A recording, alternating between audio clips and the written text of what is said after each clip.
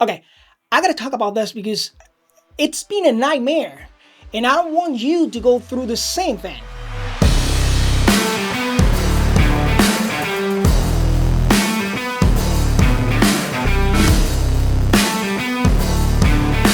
Alright, let me tell you, finding a good NVMe enclosure, it's way harder than it should be. And I know how the world works. Every brand out there says can do a little bit above of what their products can actually accomplish in real world experience. I know that, you know that, that's how it goes. I test 6 different brands. 6.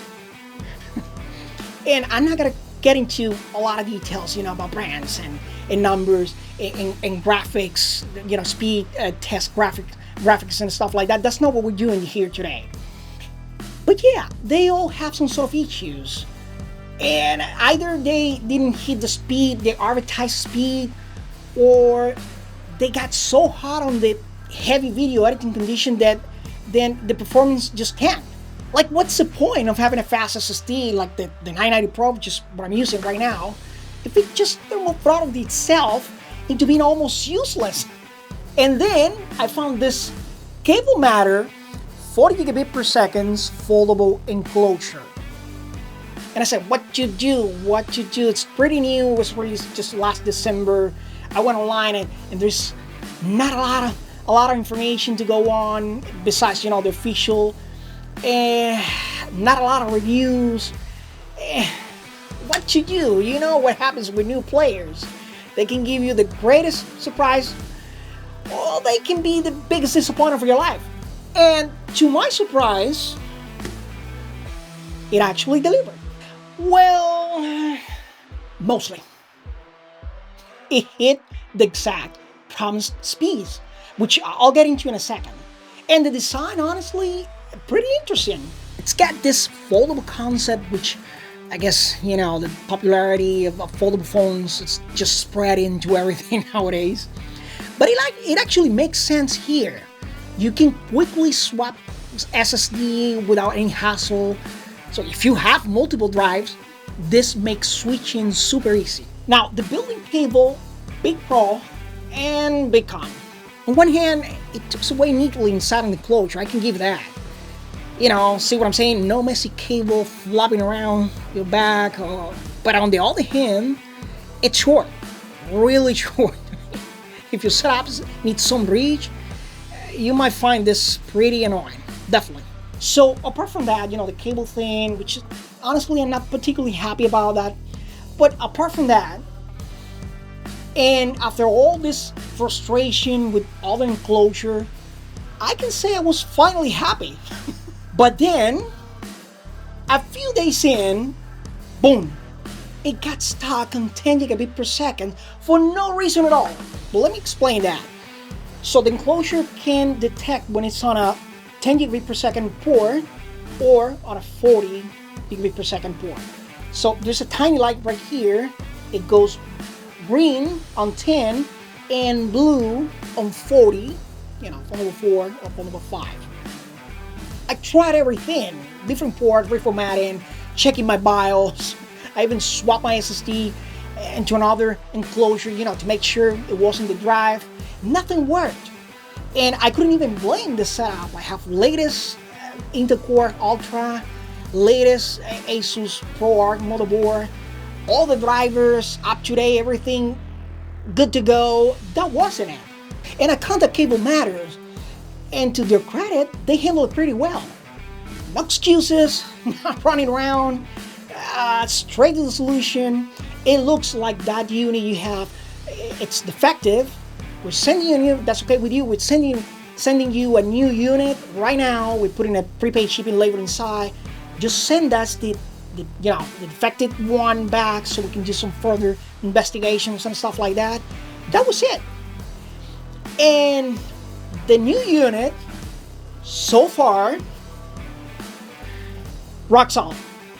And this is kind of like a not optional thing if you're a photographer like me, or videographer, a content creator, or whatever you want to call yourself. Having a good SSD or a good enclosure, it's a big deal.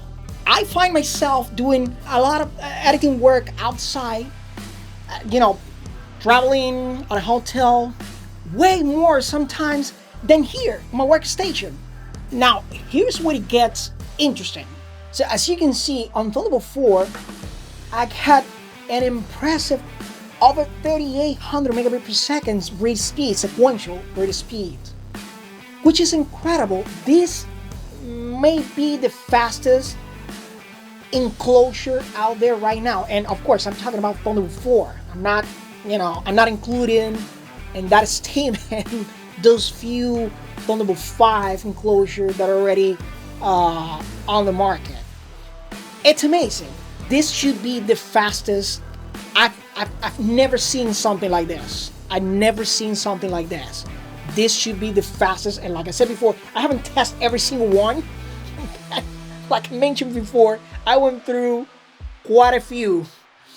And on write speed, I'm getting a 3100 megabit per second. Now, that's still decent, I can say, but there's a pretty noticeable gap between the read and write speed, and incidentally, it's also way below what Cable Matter's originally. What Cable Matter, it's promising right now. Now, if you're locking it up to have Thunderbolt 5, that's where this thing really shines. On Thunderbolt 5, I got an impressive, same thing, over 38 megabit per second read speed, sequential read speed, and over 3700 megabit per second write speed, which is incredible. This should be, without a doubt, the fastest read speed that you can get, sequential read speed that you can get in any enclosure, Thunderbolt 4 enclosure out there right now. And now I can say categorically, I am taking full advantage of my Samsung 990 Pro, which is what I want, what everybody wants. Right, all that is awesome if you get a good unit. But I mean, let's be real. Getting an effective one like I did, it's pretty rare, especially from a solid brand. But if you're in Thunderbolt 4, just manage your expectations, especially on write speeds. But here's the problem. Thunderbolt 5 isn't mainstream yet. Most people are still using Thunderbolt 4 or even Thunderbolt 3. So, while TB5 users get the full experience, if you're on TB4, you're left wondering why the write speed doesn't match up. What's going on here? If any of you guys know anything, please drop me a comment below. I will let you know. I know it's not a deal breaker. 3100 megabit per second. It's actually great. At least above of what most of the competition offers right now. But it wouldn't be nice. It would be nice to see consistency across different ports, especially since Thunderbolt 4 is still the standard for a lot of people. All right, would I still recommend this Cable Matter foldable enclosure over anybody else? Yeah, absolutely.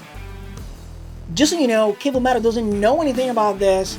They're not sponsoring the video. This is just my experience, no money on the table at all. I'm putting the link in the description below, if you want to check it out. Now, I'm curious, have you struggled like me with NVMe enclosures? Oh, have you found one that actually live up to the hype?